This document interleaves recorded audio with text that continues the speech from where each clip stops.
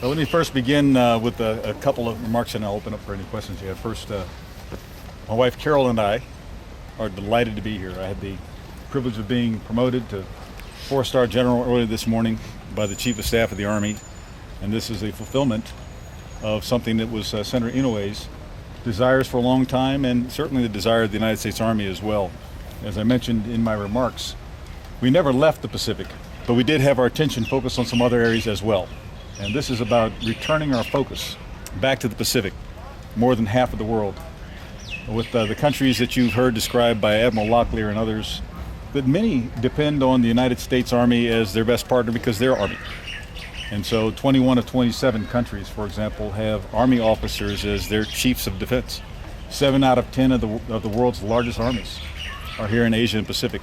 And so to be able to join at a time like this, when this priority has been established by our president, by our nation, is quite an honor indeed, and especially to join such a historic organization as this one.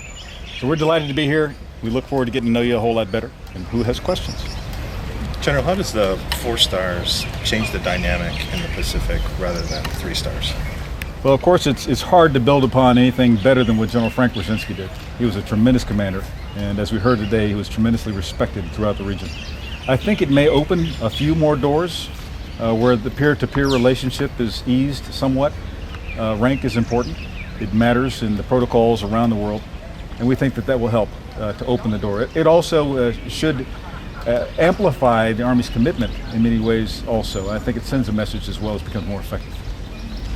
General, what are some of the ways you would like to carry out the rebalance? Well, first by making sure that anyone who's in the region, whether it's the countries of the region or the other service components of U.S. Pacific Command, and of course the Pacific Command commander himself, Admiral Locklear, that they feel the Army's presence in an increased way.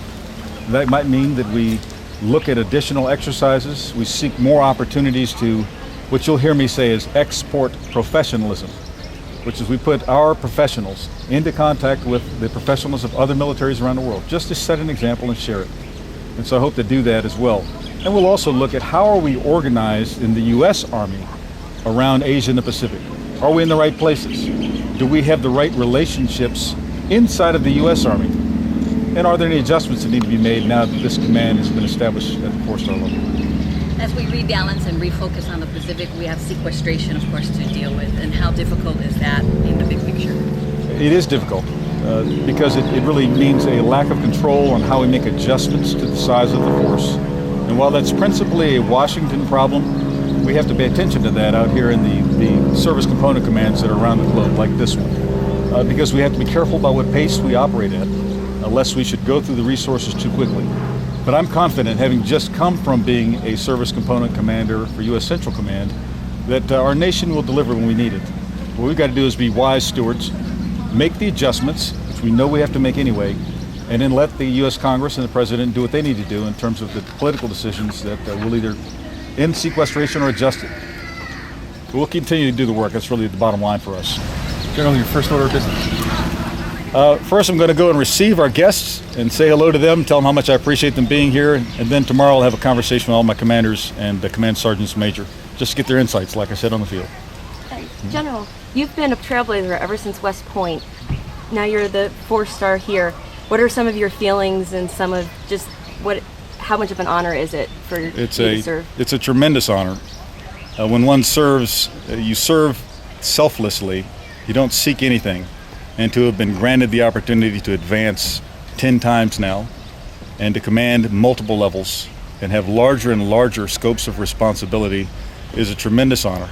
I take it with great humility, knowing that there are others who could do this as well as I could or better. But I've been chosen to do it now. And maybe that helps to blaze a trail, just trying to set an example for others to follow. But I draw inspiration from others as well. They may draw some from me, but I sure get a lot more from everyone else. Thank Time you. for one more. One more question. 4th of July is coming up here. Yes. This is really the first time in many, many years that we have almost all of our forces, at least here in Hawaii, together. How do you feel about that? Well, first, I know that, as we said, the Aloha spirit was here for us in our arrival. I know that the community is happy to have all those commands home for the first time in a long time. I think it reminds us of the nature of protecting independence. So we will celebrate independence this weekend. But it takes a commitment to protect independence, and that's what we're all about.